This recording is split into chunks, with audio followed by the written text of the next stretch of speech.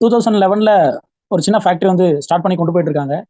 அந்த இடத்துல அவங்க நெக்ஸ்ட் லெவல் போறதுக்காக ஒரு பெரிய செட்டப் எல்லாமே பண்றாங்க. அந்த வேலைய பத்தி அந்த எம்டியா இருக்கட்டும், அந்த மேனேஜருக்கும் அதுல பெரிய நாலேட்ஜ் இல்ல. ஒருத்தவங்கள வேலைக்கு வைக்கிறாங்க, அந்த நாலேட்ஜ் உள்ளவங்கள. ஒரு 3 மாசம் அப்படியே ரன் ஆயிட்டே இருக்கு. திடீர்னு ஒரு பெரிய ஆர்டர். இப்ப பட்டர்ஃப்ளைன்னு சொல்லிட்டு ஒரு ஹோம் அப்ளையன்ஸ் கம்பெனி. அந்த ஆர்டர் வருது. இவங்களுக்கு அந்த மேனேஜ்மென்ட்க்கு வந்து அந்த ஸ்கில்ஸ் எதுவுமே இல்ல. அந்த வேலைக்கு வச்சவங்கள வந்து அந்த அந்த ஆர்டர வந்து கன்டின்யூ பண்ண சொல்றாங்க. ஸ்டார்ட்டிங்ல கொஞ்சம் நல்லா போயிட்டு இருந்தது. இடையில ஒரு பெரிய இது என்னன்னா, அந்த ஆர்டர்ல வந்து அந்த ஜாப்ல நெறைய மிஸ்டேக்ஸ். அது அப்படியே அந்த ஆர்டர் டிராப் ஆயிடுச்சு. அவங்க என்ன ரீசன் சொல்லாமயே ஆர்டர் குடுக்கறத கேன்சல் பண்ணிட்டாங்க. இது ஒரு 1 மாசம் 2 மாசம் கழிச்சு மேனேஜ்மென்ட்க்கு தெரிய வருது. அவங்க ஆர்டர் குடுக்குறவங்கள்ட்ட வந்து கேட்குறாங்க. அப்படி கேட்கும்போது என்ன சொன்னாங்கன்னா, "நீங்க பண்ணி குடுத்ததுல நெறைய மிஸ்டேக்ஸ் இருந்துச்சு. அது உங்களுக்கே தெரியல." அப்படின்ற மாரி அத குளோஸ் பண்ணிட்டாங்க. ஸோ இந்த ஒரு விஷயத்துல இருந்து என்ன எடுத்துக்கிறோம்னா, நம்ம எந்த ஒரு விஷயம் பண்ணாலும் யாருக்கு குடுக்குறோம், அந்த வேலைய அவங்க கரெக்ட்டா செய்றாங்களா? அது நம்ம அந்த நாலேட்ஜ் நம்மளுக்கு இருக்கா? அந்த மாரி விஷயங்கள நம்ம இப்ப பார்க்க போறோம். ஸோ இதுக்கு முன்னாடி நம்ம லைஃப் சக்சஸ்ல என்ன பார்த்தோம் லாஸ்ட்டா? ஞாபகம் இருந்தா ஷேர் பண்ணலாம்.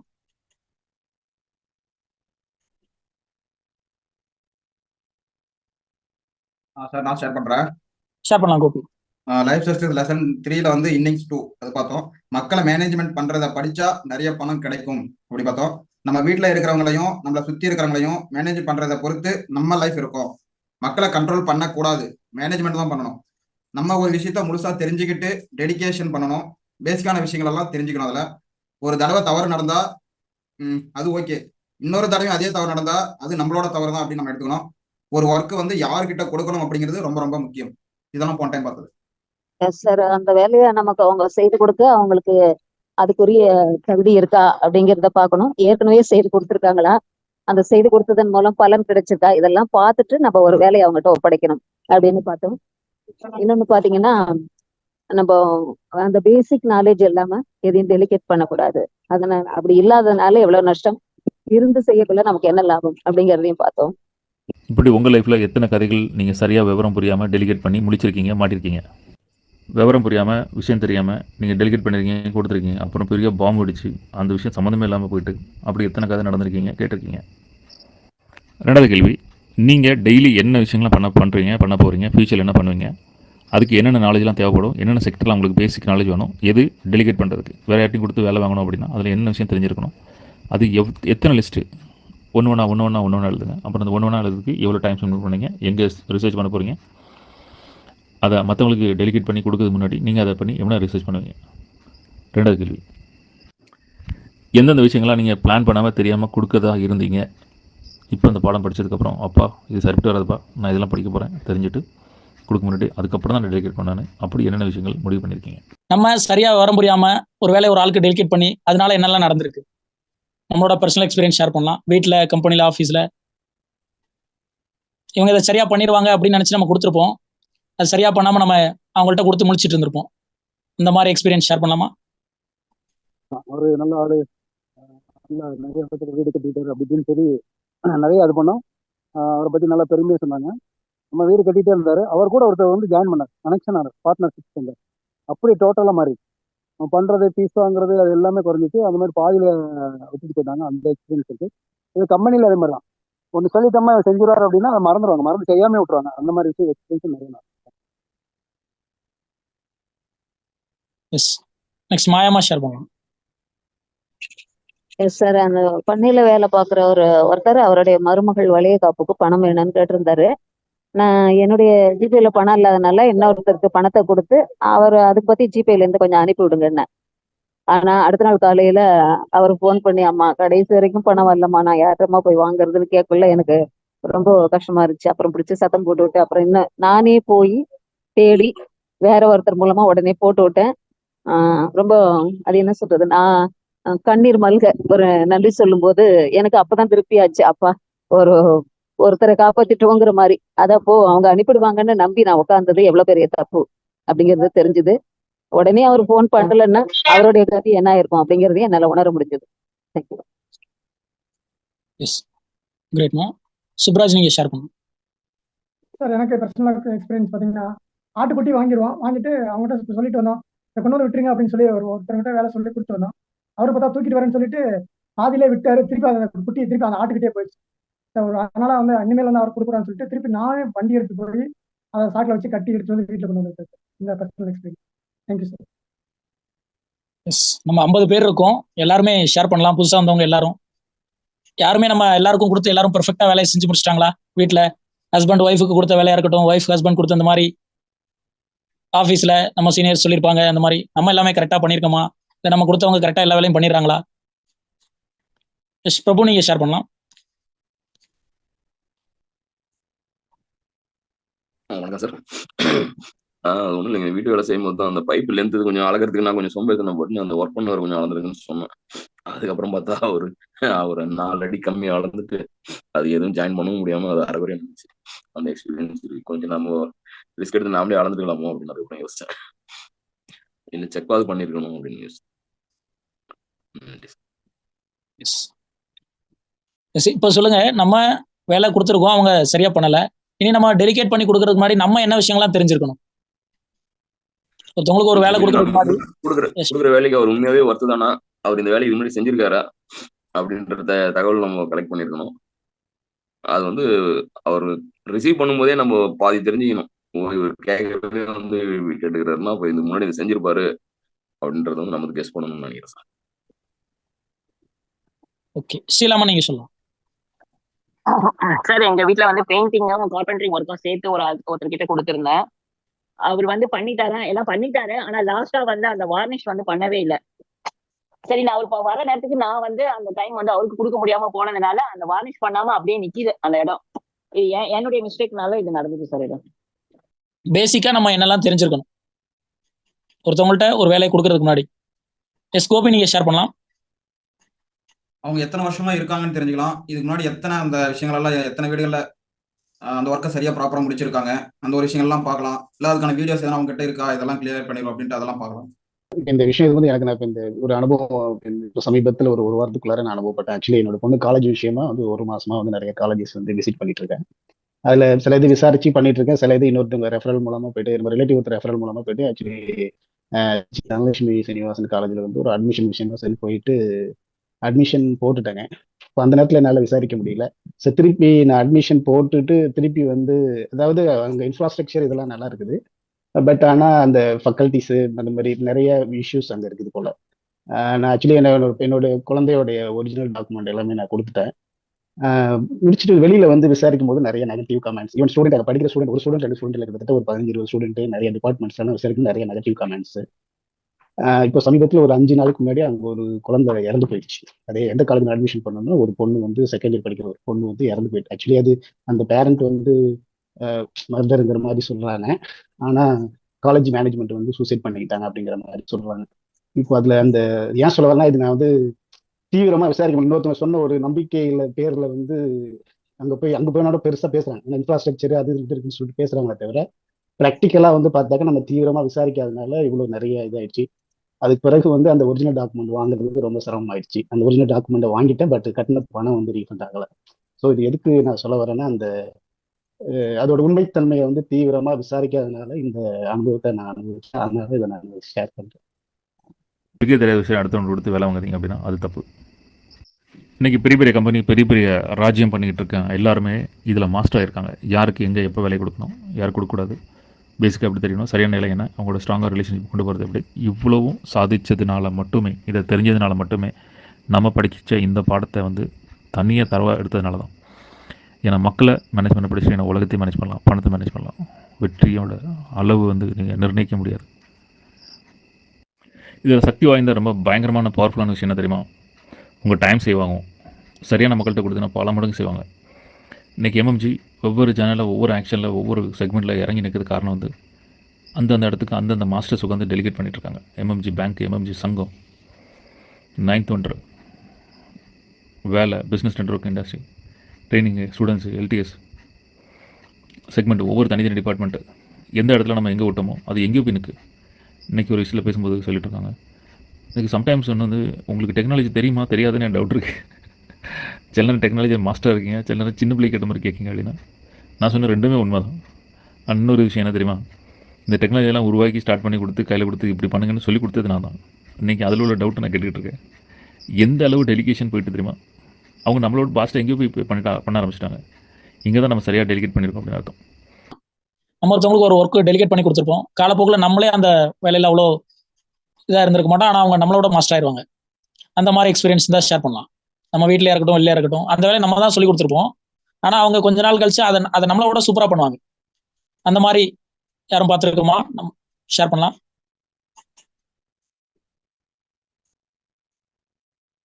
சொல்ற வேலையை ஒழுங்கா செய்ய மாட்டாங்கன்னு சொல்றீங்களா?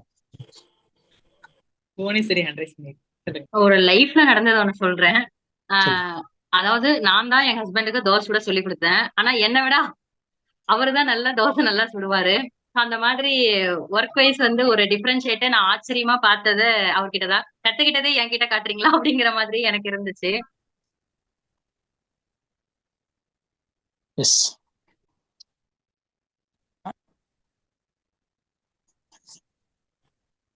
ஆயக்குமாரி அம்மா ஷேர் பண்ணலாம். Yes sir.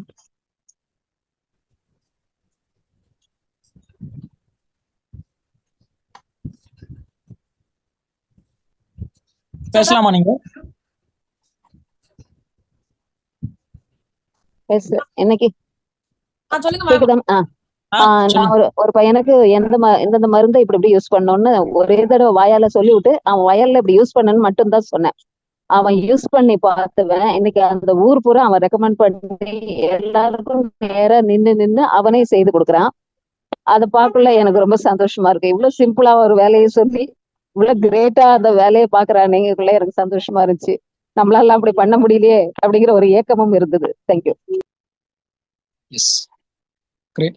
சுரேஷ் பி, நீங்க ஷேர் பண்ணலாம். முன்னாடி ஒருத்தவங்க சொன்ன மாதிரி தான், எனக்கு மேரேஜ் ஆகும்போது எங்க ஒய்ஃப் வந்து பார்த்தோன்னா அவங்க காலேஜ் முடிச்சுட்டு ஒர்க்குக்கு போயிட்டாங்க. அடுப்புக்கார பக்கம் ஒதுங்கினதே கிடையாது.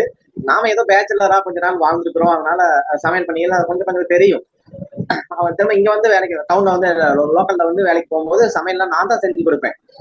ஆனா இன்னைக்கு பார்த்தோம்னாக்கா என்கிட்ட சண்டை போட்டுட்டே இருப்பாங்க, ஆனா அவங்க எல்லாமே கிளீனா செஞ்சிருவாங்க. என்னன்னாக்கா இந்த சமையல் நீ ஹெல்ப் பண்ண மாட்டேங்க, நான் சாப்பிட்டு சொல்ல போறேன் பாரு அப்படின்னு சொல்லி அந்த மாதிரி பஞ்சாயத்து வர அளவுக்கு அவங்க டெவலப் ஆயிட்டாங்க. இது என்னன்னு பார்த்தோம்னா, அன்னைக்கு ஒரு ஆம்லெட் போட தெரியாது, ஒரு சின்ன விஷயம் கூட செய்ய தெரியாது, சாப்பாடு வடிக்க தெரியாது, அப்படி இருந்தவங்க படிப்படியா இது எங்கிட்ட கத்துக்கிட்டான்னு சொல்ல முடியாது, கொஞ்சம் நான் சொல்லி கொடுத்துருக்கிறேன். நான் படிப்படியா நிறைய கத்துக்கிட்டு இன்னைக்கு வந்து என்ன சொல்றது, என் மேல கம்ப்ளைண்ட் பண்ற அளவுக்கு போயிட்டாங்க.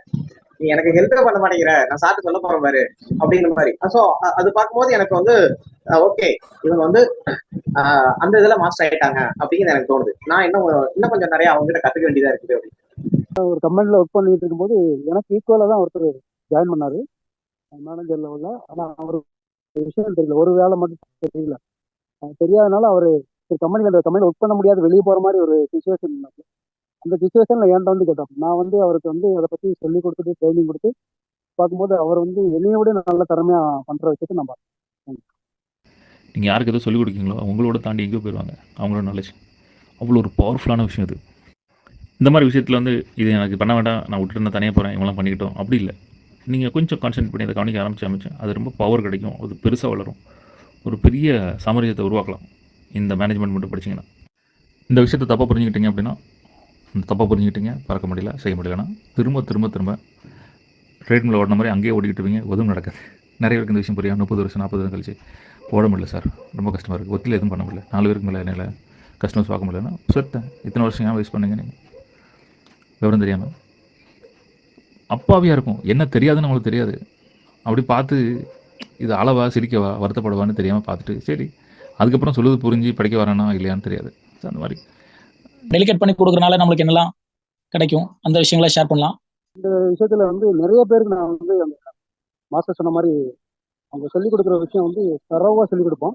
நான் வந்து ஒர்க் பண்றதுல அது நிறைய சக்சஸ் ஆகிருக்கேன். இப்போ நான் என்ன லெவலில் இருக்கணும் அந்த லெவலு அதை தாண்டி அதுக்கு மேலே நிறைய போயிருக்காங்க. அது என்னன்னா அந்த நம்ம யார்கிட்ட படிச்சோன்றது அவங்க வந்து மறக்கல. அந்த யார்கிட்ட படிச்சோன்றது வந்து இன்னும் வந்து அந்த இது இருக்கும், இவங்கள்ட்ட படிக்க போய் தான் இந்த அளவுக்கு நம்ம வந்திருக்கோம் அப்படின்னு வந்து அவங்களுக்கு கொஞ்சம் ஹாப்பினஸ் அந்த இடத்த மறக்கல. அதாவது அந்த மாதிரி இருக்கும்போது என்னன்னா நம்மளுடைய ரிலேஷன்ஷிப்பு ஃபுல்லாகும், நம்மளால நிறைய பேர் நல்லா இருக்கிறாங்க அப்படின்ற விஷயத்த நான் பார்க்குறேன்.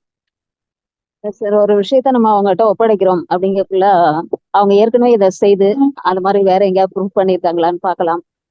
பார்த்துட்டு அவங்ககிட்ட ஒப்படைக்கலாம். அவங்க ஒருத்தரையே நம்பி இல்லாம இன்னும் ஒரு சிலர்கிட்ட விசாரிக்கலாம்.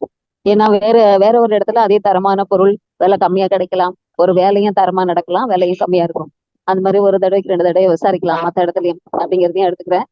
இன்னொன்னு பாத்தீங்கன்னா, ஒரு வேலையை கொடுத்துட்டோம் அப்படின்னா அதை எங்கெங்க டச் பண்ணி பார்க்கணுமோ அதை தான் பார்க்கணுமே ஒழி பின்னாலேயே முந்தானையை பிடிச்சிட்டு நிக்க கூடாது அப்படிங்கிறதையும் தெரிஞ்சுக்கிட்டேன். ஒரு தடவை அவங்க செய்யறது நம்பிக்கை வந்துருச்சுன்னா அடுத்தடுத்த முறை நம்ம ஈஸியா வந்து ஒரு ஃபோன் நம்பர்ல கூப்பிட்டு இதை செய்து கொடுங்க அப்படிங்கக்குள்ள நமக்கு அந்த வேலை வந்து ஈஸியா போகுது.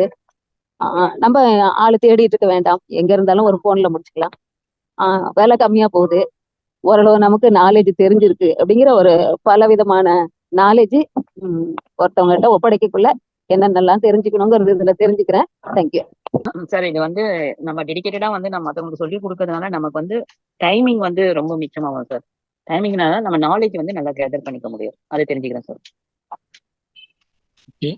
புவனேஸ்வரன் நீங்க ஷேர் பண்ணலாம் சார். நம்மளுக்கு ஒரு விஷயம் தெரிஞ்சிருக்கு அப்படிங்கும்போது அதை நம்மளுக்கு தெரியுமே நாமளே அந்த விஷயத்த செய்யாம நாம அதை மத்தவங்க கிட்ட கொடுக்கும் போது அவங்க கிட்ட இருந்து இன்னொரு விஷயத்த நாம வந்து கத்துக்கிறதுக்கு ஒரு வாய்ப்பு இருக்கும். அப்படிங்கும்போது நம்மளுக்கு தெரிஞ்சிருச்சே நாமளே செய்யலாம், நம்ம நினைக்க கூடாது அப்படிங்கறத நான் எடுத்துக்கிறேன்.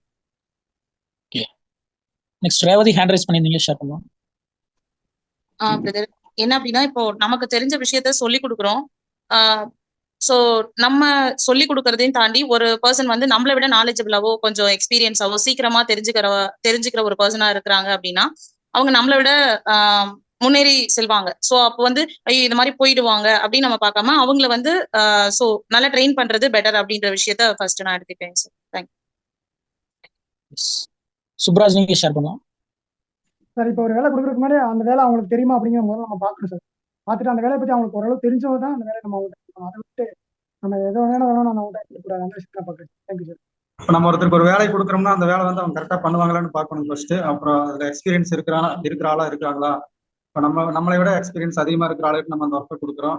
இன்னொன்று என்ன எடுத்துக்கிட்டாங்க சார், அவங்க வந்து இப்போ நம்ம கரெக்டாக வேலையை வந்து முடிச்சிட்டாங்கன்னா நம்மளுக்கு வந்து டைம் வந்து மிச்சமாகும். நம்ம இப்போ அவங்களுக்கு கொடுத்துட்டு நம்ம மறுபடியும் அந்த வேலையை செய்யும்போது நம்மளுக்கு வந்து டைம் வேஸ்ட் ஆகுங்கிறத எடுத்துக்கிட்டாங்க சார்.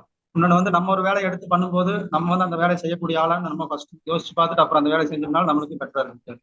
இன்னைக்கு பெரிய பெரிய கம்பெனி எல்லாமே பெருசா வளருது அப்படின்னா அதுல வந்து முக்கியமா மாஸ்டர் சொன்னதெல்லாம் எடுத்துக்கிட்டது யாருக்கு என்ன வேலை கொடுக்கும், எப்போ கொடுக்கும், அது அந்த சரியான டைம்ல கொடுக்கும்போது நமக்கு டைமும் சேவ் ஆகும் அப்படின்ற விஷயத்த சொல்லியிருந்தாங்க. அதை நான் எடுத்துக்கிறேன். அதனால ஒரு பெரிய சாம்ராஜ்யத்தை நமக்கு அமைக்க முடியும், அவங்க நம்மளோட பெரிய இடத்துல வளருவாங்க அப்படின்ட்டு நான் எடுத்துக்கிறேன். என்னென்ன கஷ்டப்படணுமோ என்னென்ன படிக்கணுமோ என்ன செய்யணுமோ எல்லாம் செஞ்சுட்டு இருப்பாங்க. அதுக்கப்புறம் லைஃப் ஏன் முன்னேறல, அதுக்கு ஏன் நினச்ச இடத்த நடக்கல. ஸ்கூல் டேஸில் நினச்சி பாருங்கள், நம்ம என்ன ஆகணும் எப்படியா நினச்சோம், இப்போ ஏன் ஆகலை. இந்த உலகமே தப்பாக இருக்குது. அதனால் அவங்களாம் தப்பான ஆள், அவங்களாம் போய் சொல்கிறாங்க, அப்படி இல்லை, அவங்களாம் தப்பான நம்பிக்கையில் இருக்காங்க. அதனால ஹிட்லர் வந்து இவ்வளோ பெரிய இது பண்ணிட்டு எல்லோரும் அவரோட பாவி கொடுமை எல்லாம் சொன்னார். அவரும் அந்த விஷயத்தில் ரொம்ப குற்றமாக நம்பினார். கொலைகள்லாம் கொல்லப்படணும் என்னென்ன பாலிசி வச்சுருந்தார். அதனால் ஸோ உலகம் நல்ல உலகம் தான், அங்கே நம்பிக்கை இருக்கலாம். அதான் எல்லாத்தையும் கற்று வச்சுருக்கேன். இப்படி அவன் தப்பு இவன் தப்பு தப்பான நம்பிக்கை இருக்கேன் அப்படின்னா அதேமாதிரி நம்ம வந்து நம்மளை செக் பண்ண நம்ம மறந்துடுறோம். எவ்வளோ போர்க்களம், எவ்வளோ போர், எவ்வளோ பேர் செத்து போயிட்டாங்க, என்ன நம்பிக்கை, அவன் கருத்து பாரு இவன் கருத்து விட்டு. இப்போம்லாம் அப்படி போர் நடக்கிறது இல்லை இல்லையா. எல்லாம் இப்போ எல்லாமே வந்து சரியாகிட்டு இருக்கா, எல்லாம் ரெடியாக இருக்காங்க. ஆனால் அந்த மாதிரி வெட்டிட்டு ஒரு நாட்டில் 30-40% செத்து போயிடுவாங்க போரில். அந்த மாதிரி மனுஷங்களை வந்து அடிமையாக வச்சுக்கலாம் அப்படின்னு ஒரு சட்டம், குடிக்கலாம்னு ஒரு சட்டம், குடிக்கக்கூடாதுன்னு சட்டம், ஆணும் பெண்ணும் சமம் இல்லை அப்படின்னு சட்டம், ஆணும் பெண்ணுக்கு வந்து உரிமையே கிடையாது அப்படின்னு சட்டம், அப்புறம் உரிமை வச்சுக்கலாம்னு சட்டம். இந்த நம்பிக்கைகள் வந்து மாறிக்கிட்டே இருக்கும். நீங்களும் நானும் அந்த மாதிரி ஒரு நம்பிக்கை வச்சுருக்கலாம். இன்னொரு 500 வருஷம் முன்னாடி பார்த்தீங்கன்னா அது நம்பிக்கை வேறு மாதிரி இருக்கும். அதை நினச்சி நம்ம பேசியிருப்போம். இன்றைக்கி நம்ம நம்புற விஷயத்த இன்னும் 500 வருஷம் கழிச்சு எல்லாருக்கும் இப்படி தான் கோமலத்தினம் வாழ்ந்து போயிருக்கேன் அந்த காலத்தில் அப்படின்னு கல்வெட்டில் நம்மளை பார்த்து சிரிப்பாங்க. இந்த படத்தில் நம்ம படிக்க போகிறது என்ன அப்படின்னா, நம்புறதும் அதை குறைய நம்புங்க, இன்வெஸ்டிகேஷன் நிறைய பண்ணுங்க. இந்த நம்பிக்கை முறைகள் வந்து மாறிக்கிட்டே இருக்குன்னு சொல்லுவாங்க. சின்ன வயசுல நம்ம சில விஷயங்களை நம்பிட்டு இருப்போம், பெரிய ஆகணும்னா இதெல்லாம் இல்லை, இந்த மாதிரிலாம் இல்லை அப்படின்ற மாதிரி நம்மளை மாற்றிட்டு இருந்திருப்போம். அந்த மாதிரி எந்த விஷயங்கள்லாம் நம்ம நம்பிட்டு இருந்தோம் அது இப்போ எப்படி சேஞ்ச் ஆயிருக்கு, அந்த நம்பிக்கை அது இல்லை அப்படின்ற மாதிரி இந்த விஷயங்களை ஷேர் பண்ணலாம். இப்போ நம்ம வந்து ஒருத்தவங்களுக்கு ஒரு விஷயத்த நம்ம சொல்றோம் அப்படிங்கும்போது அது அவங்க அதை பர்ஃபெக்டா செய்யறாங்க, அது அதுக்கு கீழேயும் அதே மாதிரியே போகும் அப்படிங்கிறத நம்ம நம்ப கூடாது அப்படிங்கிறத நான் வந்து கத்துக்கிட்டேன். அவங்க அதுக்கு கீழே அது கரெக்டா நம்ம சொன்ன மாதிரியே எக்ஸ்பெக்ட் பண்ணக்கூடாது அப்படிங்கிற அந்த நம்பிக்கை எனக்கு ஒரு இடத்துல வந்து மிஸ் ஆச்சு. நம்ம ஒருத்தவங்களுக்கு ஒரு விஷயம் சொல்லி தரோம் அப்படிங்கும்போது அது அவங்களுக்கு கீழேயும் அதே மாதிரிதான் போகுங்கிறத நம்ம நம்ப கூடாது. நான் என்ன நினைச்சேன்னா, நர்ஸ் ட்ரைனிங் முடிச்சாக்கா காலம் பூரா நமக்கு இது ஒரு வருமானம் வரக்கூடிய ஒரு பணின்னு நினைச்சுதான் அதை ஆர்வமா எடுத்து படிச்சேன். ஆனா அது காலப்போக்குல ஹாஸ்பிட்டல்லன்னு வச்சு டாக்டர்ஸ் மூலமா போக்குல தான் அது வரக்கூடிய வருமானம். நம்ம தனிப்பட்ட முறையில ஒரு நர்ஸா இருந்து அந்த அளவுக்கு சாதிக்க முடியாது அப்படிங்கிறத இப்பதான் புரிஞ்சுக்கிட்டேன். அதே மாதிரி நிறைய நம்பிக்கைகள் பிரபஞ்சம் தானா கொடுக்கும், ஒரு பாசிட்டிவான எண்ணம் இருந்தா போதும் ஜெயிச்சிடலாம் அப்படிங்கறதெல்லாம் ஒரு நேரம் நினைச்சேன். ஆனா எண்ணம் மட்டும் இருந்தா போதும், செயல்ல இறங்குனாதான் அதெல்லாம் நடக்கும். இல்ல நம்பிக்கைன்னா நிறைய பிசினஸ் பண்ணிருக்காங்க. மத்தவங்க சொல்லுவாங்க அதை வச்சு அதுல இறங்கும், அதுல இறங்க நம்பிக்கை இருக்கும். இதுல ஜெயிச்சிடலாம்னு. அப்புறம் கொஞ்ச நாள் போகும்போது அதுல ஜெயிக்க முடியாது. இந்த மாதிரி நிறைய பிசினஸ் நான் வந்து மாறி மாறி மாறி வந்திருக்கேன். அந்த விஷயம் நான் எங்க வீட்ல வந்து சின்ன வயசுல நான் இருக்கும்போது பையன் நம்மள பையன் பெரியவனானாக்க நம்மளெல்லாம் பார்த்துப்பா, நம்ம என்ன சொல்றோம் அதெல்லாம் கேட்பான் அப்படின்னு நினைச்சாங்க. காலப்போக்கில் நான் இப்போ எந்த விஷயமா அவங்க சொல்றதை கேட்கவே மாட்டேன். இன்னைக்கு என்ன சொல்றாங்க, இந்த மாதிரி நீ பண்ணுது அன்னைக்கு நான் சோத்துல வச்சுட்டு கொண்டிருப்பேன், நீ இப்படி பண்ணுவேன்னு தெரியல அப்படின்ற மாதிரி சொன்னாங்க. ஸோ அவங்க வச்ச நம்பிக்கைலாம் இன்னைக்கு மாறி இருக்கு. இதுக்கு மேலே திரும்ப ஒரு டைம் மாறும், நான் சொல்ற மாதிரிலாம் கேட்பாங்க. அதான் பரவாயில்ல. சின்ன வயசுல இருந்தே கஷ்டப்பட்டு வேலை பார்த்தா எப்படியா முன்னேறிடலாம், சம்பாதிச்சிடலாம், வீடு கட்டிடலாம், பணக்காரன் ஆயிடலாம், இந்த மாதிரிலாம் தாட் இருந்தது. அதனாலயே நான் வேலை வந்து 20 மணி நேரம் கூட வேலை பார்க்க அசராம வேலை பார்ப்பேன். ஆனா அன்னைக்கு வேலை பார்த்தது இன்னைக்கு பலன் கொடுத்ததாலாம் இல்ல. அன்னைக்கு நான் பிளான் பண்ணல, அதை நம்பிக்கிட்டே இருந்தது தப்புன்னு இப்ப நான் நினைக்கிறேன். அது சரியான விஷயமா தெரியலன்னு நான் நினைக்கிறேன். என்னன்னா சின்ன வயசுல இருந்து நல்லா படின்னு சொல்லுவாங்க. நல்லா படிச்சாதான் வந்து நல்ல வேலை கிடைச்சா நீ வாழ்க்கையில உயர முடியும், நல்லா சம்பாதியம் கிடைக்கும்லாம் சொல்லுவாங்க. அதெல்லாம் ஒண்ணுமே கிடையாது. அந்த நம்பிக்கை எல்லாமே இப்ப வந்து மாறிடுச்சு. நல்லா படிச்சு வேலைக்கு போனா மட்டும் நம்மளால பெரிய அளவுல வர முடியாதுங்கிற அந்த நம்பிக்கை மாறி போச்சு. படிச்சா நல்லா வேலை கிடைக்கும் அப்படிங்கிற ஒரு நம்பிக்கை தான் சார். படிச்சதுக்கு 3 வருஷம் காலேஜ் படிச்சும் வேஸ்ட் தான் சார். அதுக்கு பதிலாக 1 வருஷம் ஏதாச்சும் ஒரு கோர்ஸ் மாதிரி நீட்டா படிச்சோட நம்ம 3 வருஷம் முடிச்சு ஒரு 10,000 ரூபாய்க்கு வேலைக்கு போற காட்டிலும் 1 வருஷம் நல்லா பிக்சடா படிச்சுட்டு ஒரு 30-40 ரூபாய்க்கு கூட வேலைக்கு போகலாம் சார். அவ்வளவுதான் சார். சார் நம்ம படிக்கும்போது வந்து டைப்ரைட்டிங், ஹிந்தி, அப்புறம் ஷார்ட் ஹேண்டு எல்லாமே நிறைய கத்துட்டு இருப்போம். ஆனா வந்து அதை வந்து எதுவுமே அப்ளை பண்றதே கிடையாது. அது ஷார்ட் ஹேண்ட் பண்ணா நல்லா சம்பளம் வாங்கலாம், பிஏ வாங்கலாம் அப்படின்னு நினைச்சிட்டு இருப்போம். ஆனா எதுவுமே அதெல்லாம் ஒண்ணுமே சாத்தியமே இல்லை. அதுக்கு சம்மந்தம் இல்லை. ஆனா ஒரு தொழில் பயிற்சியா நம்ம படிச்சிருந்தோம்னா நம்ம சாதிச்சிருக்கலாம் அப்படின்னு தோணுது சார். சோ நான் 2 விஷயம் ஷேர் பண்ணோம் பிரதர். என்ன அப்படின்னா, சோ பிஃபோர் மேரேஜ் அப்படின்னு பாத்தீங்கன்னா அப்பா வந்து விவசாயி தான். அப்போ வந்து விவசாய குடும்பமோ இல்ல பிசினஸ் பண்றவங்களோ அவங்கள மேரேஜ் பண்ணோம் அப்படின்னா கண்டிப்பா வந்து கஷ்டப்படணும், கடன் வாங்கணும் அப்படின்னு சொல்லிட்டு அப்பா என்ன பண்ணாங்கன்னா, மாச சம்பளம் வாங்குறவர் ஏதோ ஒரு கம்பெனில வேலைக்கு போயிட்டு இருக்காருன்னா அவரை கல்யாணம் பண்ணிட்டா நம்ம பிள்ளை வந்து கஷ்டப்படாது அப்படின்னு சொல்லி ஒரு நம்பிக்கையோட ஒரு கம்பெனில வேலை செய்யற ஒரு பர்சனை மேரேஜ் பண்ணாங்க. பட் அங்கேதான் ரொம்ப திண்டாட்டம் அப்படின்றது ஆரம்பமாயிடுச்சு. சோ அப்போ வந்து அந்த இடத்துலயும் நான் ஏமாந்தேன். அதே போல இப்போ பிஃபோர் நான் ஒரு பிசினஸ்ல ஜாயின் பண்ணிருக்கேன், நெட்வொர்க் மார்க்கெட்டிங்ல. அதுல வந்து ஜாயின் பண்ணும்போது என்னன்னா ஈஸியா நம்ம சக்சஸ் பண்ணிட முடியும். அதாவது ஒண்ணும் பெருசா கஷ்டப்பட வேண்டாம், சீக்கிரமா லட்சத்துல இன்கம் ஏர்ன் பண்ண முடியும், நம்மளே பாத்துக்கலாம், பினான்சியல் ஃப்ரீடம் கிடைக்கும் அப்படின்ற மாதிரி வேர்ட்ஸ் எல்லாம் கேட்டுதான் ஜாயின் பண்ணேன். ஆனா சோ சாரோட வீடியோஸ் எல்லாமே பார்க்கும்போது நம்ம பண்ணிட்டு இருக்கிறது ஒரு நெட்வொர்க் மார்க்கெட்டிங்கே கிடையாது. சோ நமக்கு எந்த ஒரு நாலேஜ் அப்படின்றதுமே இல்லை, நம்ம கரெக்டான வேலை போல அப்படின்றது புரிஞ்சுது. அதுக்கப்புறம் சாரோட வீடியோஸ் எல்லாம் பார்த்துட்டு இப்போ இந்த எம்எம்சிக்குள்ள ஜாயின் பண்ணதுக்கு அப்புறம் ஒரு விஷயம் புரிஞ்சுது. சார் வந்து சொன்னாங்க மல்டிபிள் இன்கம் அப்படின்றது வேணும். அதே போல நம்ம லைஃப் எப்போ ஜாலியா இருக்கும், நல்லா இருக்கும் அப்படின்னாக்கா விவசாயம் பண்ற லைஃப் தான். விவசாயி பாத்தீங்க அப்படின்னா எப்ப வேணாலும் அவரோட ஒர்க் டைம் அவர் தான் ஃபிக்ஸ் பண்ணுவார். யாருக்கும் அடிமையா நின்று இப்ப இதை பண்ணணும், இந்த டைம்ல நீ செஞ்சுதான் ஆகணும், 8 மணி நேரம் 10 மணி நேரம் என்கிட்ட தான் நீ வேலை பார்க்கணும் அப்படின்றது கிடையாது. அவரோட இஷ்டத்துக்கு வேலை பார்ப்பாரு அப்படின்னாங்க. சோ பேக் டு லைஃப் எங்க போச்சு அப்படின்னா அப்பாவோட லைஃப் தான் ஒரு நல்ல லைஃப் அப்படின்ற மாதிரி ஒரு திங்கிங் கொண்டு வந்துச்சு. சோ இந்த நம்பிக்கை அப்படின்றது மாறிட்டே வருது. சோ அதை நான் லேர்ன் பண்ணிட்டேன். தேங்க்யூ. நெக்ஸ்ட் வீரமணி நீங்க ஷேர் பண்ணலாம். நம்மளுக்கு இன்னும் 2 நிமிஷம் இருக்கு, ஷார்ட்டா ஷேர் பண்ணலாம். அதாவது சின்ன வயசுல வந்து அப்பாவுக்கு வியாபாரம் இருந்துச்சு, வேலைக்காரங்க நிறைய இருந்தாங்க. அப்போ நான் வந்து வேலைக்கு போற அந்த தாட்டே இருக்காது. சில காலங்கள் மாறின பிறகு அப்பாவுக்கு உடம்பு சரியில்லாம போன பிறகு அவர் வந்து வியாபாரம் பார்க்க முடியாதனால நான் வேலைக்கு போக அந்த மாற்றம் வந்துச்சு. அதாவது நான் என்ன நினைச்சிருந்தேன், நம்ம சேட்டு தோரணை இப்படியே இருக்கலாம், நம்ம வாழ்க்கை இப்படி போயிடும் அப்படின்ட்டு நான் எதுவுமே கவலைப்படாம இருந்தேன் படிச்சுக்கிட்டு. ஆனா ஒரு சில காலங்கள் மாறும்போது நானும் வேலைக்கு போக ஆரம்பிச்சேன். வேலைக்கு போய் போது ஒரு லைசன்ஸ் சும்மா எடுத்து வச்சிருந்தேன். அது வந்து ஒரு அடுத்த 5 வருஷத்துக்கு அப்புறம் அது எனக்கு வந்து கை கொடுத்தது. இப்படி நான் வந்து ஒவ்வொரு காலத்துக்கு தேற மாதிரி ஒவ்வொரு மாற்றங்கள் வந்துட்டு இருந்துச்சு. நினைக்க மாதிரி ஒன்றும் நடக்கல. இப்போ டவுன் த எர்த் தான் இருக்கிறேன். இன்னும் அந்த லெவலுக்கு வரல. அப்பாவுடைய நிலைக்கு என்னால வர முடியல இன்னும். சார் என்னுடைய இதுல இது பார்த்தா என்னோட டியூஷன் எடு, டீச்சர் வேலைக்கு படிச்சது பிகாம், பட் ஆனாலும் டீச்சர் வேலைக்கு டியூஷன் எடு அப்படின்னு சொல்லியே தான் இன்ன வரைக்கும் எனக்கு அந்த ஒரு இதை சொல்றாங்களே தவிர லைஃப்ல என் கூட வந்து நான் இருக்கிறேன் அப்படின்னு சொல்லி இது வரைக்கும் யாரும் எனக்கு சொன்னதில்லை. நெட்வொர்க் மார்க்கெட்டிங்ல அப்படி எனக்கு சொல்லி எனக்கு சேர்த்து விட்டாங்க சில லீடர்ஸ். இப்போ நான் அப்படியே லீடர்ஸ் நல்லா எனக்கு உதவி பண்ணிட்டு இருக்கிறாங்க. இப்போ ஓரளவு க்ரோத்தா போயிட்டு இருக்குது. இப்ப அதான் அந்த நம்பிக்கையெல்லாம் இப்ப இல்லை. முன்னாடி அவங்க சொன்ன மாதிரி படிப்பு எல்லாம் வந்து என்னதான் வந்து படிச்சிருந்தாலும் நாலேஜ் நமக்கு ஸ்கில்ஸ் நிறைய நம்ம கத்துக்கிட்டா மட்டும்தான் நம்ம லைஃப்ல முன்னேற முடியும் அப்படின்றத நான் வந்து தெரிஞ்சுக்கிட்டேன். சென்னைக்குள்ள கல்ச்சர் பாயிண்ட் 83 எமர்ஜென்ஸ்க்கு வந்து அவங்க எப்படி பிஹேவ் பண்ணுவாங்க, நம்ம பேட்டர்ன் என்ன, நம்ம ஒவ்வொரு இதுலையும் எப்படி பிஹேவ் பண்ணுவோம், என்ன மாதிரி ரியாக்ட் பண்ணுவோம், இந்த விஷயம் அவங்களுக்கு தெரியும். ரெண்டாவது இந்த பேட்டர்ன் உடைக்கிறது, பிரேக் பண்றது, புதுசா படிக்கிறது, புதுசா செய்யறது, அதை நோக்கி பயணப்படுவாங்க. அதுல ரிசர்ச் பண்ணுவாங்க. பேட்டர்ன் உடைக்கிறது, புது பேட்டர்ன் உண்டு பண்றது, புது பிஹேவியர்ஸ் உண்டு பண்றது, புது திங்கிங் கொண்டு பண்றது, அவங்களோட பேட்டர்ன் திங்கிங் எப்படி வேலை செய்யும், அவங்க வேவ் லென்த் எப்படி வேலை செய்யும், அந்த வேவ் லென்த்தை உடைக்கிறது, மாத்துறது, அவங்க நினைச்சபடி கொண்டு போறது, இது எம்எம்ஜிஎன்ஸால முடியும். இந்த பேட்டர்ன் உடைச்சு போகும்போது பழைய பேட்டர்ன் கூட யாரெல்லாம் இருந்தா பழைய பேட்டர்ன் வருமோ, திங்கிங் வருமோ, தாட்ஸ் வருமோ, அந்த மாதிரி சூழ்நிலை மாத்துவாங்க. புது பேட்டர்ன் புது விஷயத்தை நோக்கி பயன்படும் போது என்விரான்மெண்ட்டா போவாங்க. ஸோ அவங்களோட பேட்டர்ன் உடைச்சு புதுசா போறதுக்கு அந்த என்விரான்மெண்ட்டை, அந்த சூழ்நிலை அவங்களுக்கு ரொம்ப உதவும். அதுக்குண்டான ஆக்ஷன், பேட்டர்ன் சேஞ்ச் பண்ற ஆக்ஷன்ஸ் எல்லாம் எடுக்க ஆரம்பிச்சிருவாங்க.